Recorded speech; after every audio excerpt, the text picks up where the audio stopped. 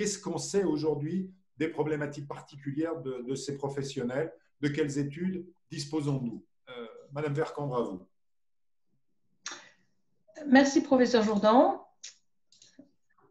Effectivement, donc, nous avons fait le constat d'une relativement bonne santé des enseignants au niveau global, mais il y a effectivement des problématiques spécifiques à ne pas minimiser.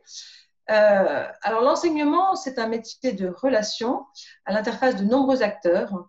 Les élèves, bien sûr, mais aussi leurs familles, les collègues, l'équipe pédagogique, la direction de l'établissement, l'inspection, le rectorat, etc.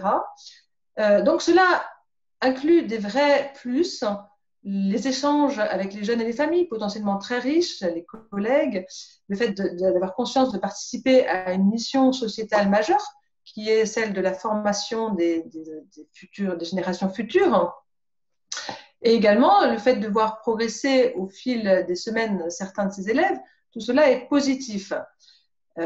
Après, ce métier de relation, il inclut des moins, des inconvénients, avec, du fait de cette interface riche, un risque majoré que certaines de ces relations deviennent conflictuelles. Il y a aussi l'exposition aux infections saisonnières. Je ne parlerai pas du coronavirus, qui est un nouveau virus, mais par rapport quand même aux infections saisonnières que l'on connaît, il faut tempérer cette surexposition puisqu'il y a une immunité qui se met en place dans les premières années. Et enfin, source de stress importante, être enseignant, c'est être en représentation.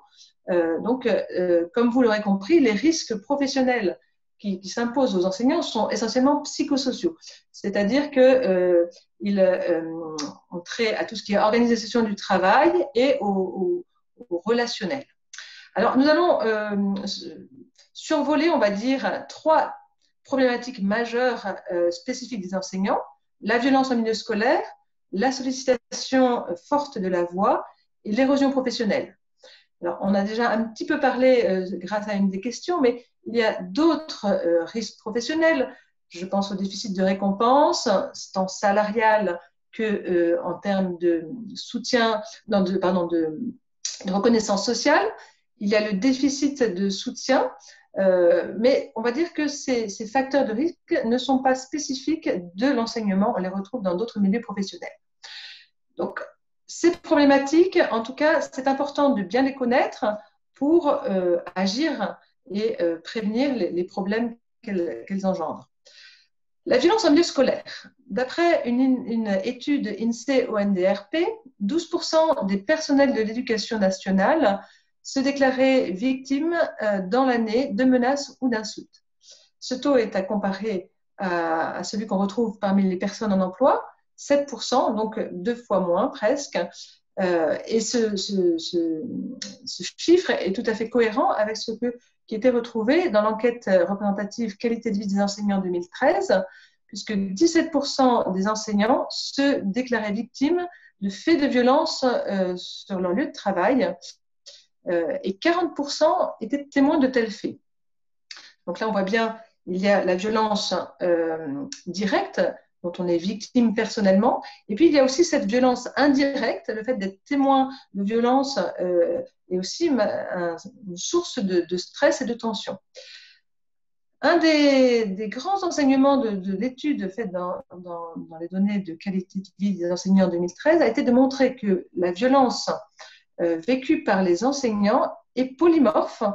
Il y a bien sûr la violence scolaire qui va impliquer les élèves, mais aussi donc, les élèves essentiellement dans le second degré, mais dans le premier degré, cela va être plutôt les familles. C'est ce que montre ce graphique qui présente quelles sont les proportions des auteurs de violences, élèves, parents, personnel, autres, en fonction du niveau d'enseignement, parmi les personnes les enseignants qui ont été victimes. Mais voilà, il y a aussi cette violence qui est presque prépondérante, qui est la violence en provenance des collègues ou de la hiérarchie, ce qu'on peut qualifier de violence professionnelle pure, à ne pas minimiser. Donc là, on retrouve le fait qu'être enseignant, c'est être à l'interface de nombreux acteurs et donc potentiellement un risque de vivre des faits de violence. Alors, pour finir quand même sur un point plus positif, il y a moyen de modérer, en tout cas, et peut-être de diminuer cette violence, mais le soutien scolaire, la communication, la gestion, au niveau individuel, cela se joue au niveau individuel, mais également au niveau beaucoup plus organisationnel et institutionnel. Deuxième problématique, les troubles de la voix. Alors, les jeunes enseignants parfois n'ont pas conscience de ce risque. Et pourtant, donc, dans l'enquête QVE 2013, 13% des enseignants présentaient un handicap vocal modéré à sévère. Nous avions utilisé le Voice Handicap Index, qui est un outil intéressant qui comporte 10 questions pour évaluer cet handicap vocal. 16% des enseignants avaient été dans l'impossibilité de faire cours à cause d'un problème de voix depuis le début de l'année scolaire et 23% des enseignants avaient déjà consulté un professionnel de santé pour un problème de voix. Alors, des chiffres non négligeables et une problématique d'autant plus préoccupante qu'on a montré un lien assez étroit entre handicap vocal et des dimensions de la santé au travail, la satisfaction professionnelle, les arrêts de travail. C'est ce que montrent ces graphiques ici, mais de manière beaucoup plus globale également sur la perception de la qualité de vie et la santé d'une manière beaucoup plus générale. Alors, un professionnel de la voix, vous le direz bien mieux que moi, mais il y a des possibilités pour prévenir ces troubles. Ne pas croire qu'être enseignant, un bon enseignant, c'est parler fort, mais au contraire, ménager sa voix, poser sa voix. Encore une fois, ça se joue la promotion de la voix au niveau individuel, mais aussi au niveau des conditions de travail, il y a des choses à faire et donc un ensemble de pratiques. Et enfin, dernière problématique, l'érosion professionnelle. C'est peut-être le revers de la médaille. On l'a déjà dit, mais la profession enseignante offre une réelle stabilité qui est très positive pour la santé. Mais un certain ennui ou fatigue peut se mettre en place. C'est des tendances. Tout le monde n'est pas voué à vivre ce déclin. Mais voici quelques chiffres qui parlent.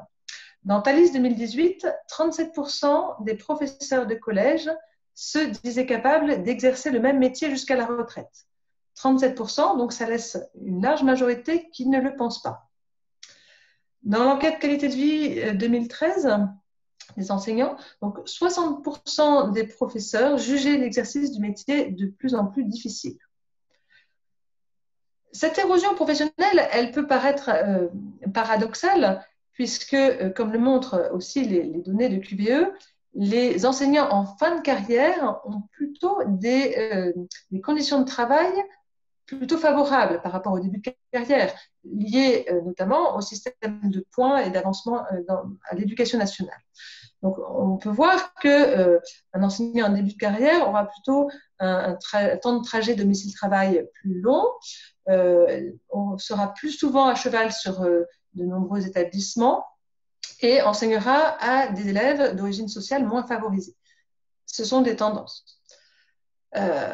Et pourtant, donc, les fins de carrière qui connaissent bien leur programme, etc., qui ont une bonne expérience et des conditions en plus d'enseignement plus favorables, eh bien, statistiquement, on retrouve malheureusement un déclin de la satisfaction. Ce graphique est à titre illustratif. On voit donc par rapport à la santé perçue une diminution de ces très satisfaits. On peut se dire, c'est normal, l'ancienneté va avec l'âge qui avance et donc des problèmes de santé qui apparaissent en fin de carrière, dû donc à la diminution des fonctions physiologiques, mais que cela soit constaté sur diverses dimensions de la santé, que ce soit la qualité de vie, la santé psychologique interpelle. Et donc, tout ce qui peut être fait pour ménager la flamme doit être fait. Il y a encore une fois des choses au niveau individuel, des formations ou des nouvelles impulsions de la carrière pour ceux qui en sentiront le besoin. Et bien sûr, au niveau institutionnel, il faut qu'il y ait un accompagnement qui soit mis en place. Et pour finir, j'aimerais juste souligner en quoi, alors ça rejoint aussi une des questions, mais pourquoi c'est si important une bonne santé des enseignants, des personnels éducatifs dans leur ensemble, hein, mais c'est d'abord une population importante. Donc 1 million d'actifs, 4% de la population employée en France. Donc si ces personnes vont bien, c'est déjà très bénéfique pour la santé publique. Pour eux également, bien sûr. Ensuite, des personnels éducatifs en bonne santé, c'est un facteur de performance incontournable du système éducatif. Alors, on le comprend quand on parle des congés maladie. Si un enseignant ne va pas bien, qu'il va prendre des congés maladie, ce sera des heures d'enseignement non données tant qu'il n'est pas remplacé. Il y aura éventuellement une petite désorganisation au niveau de l'établissement scolaire. Mais de manière beaucoup plus globale, une relation pédagogique efficace passe par un enseignant, un personnel bien dans ses baskets.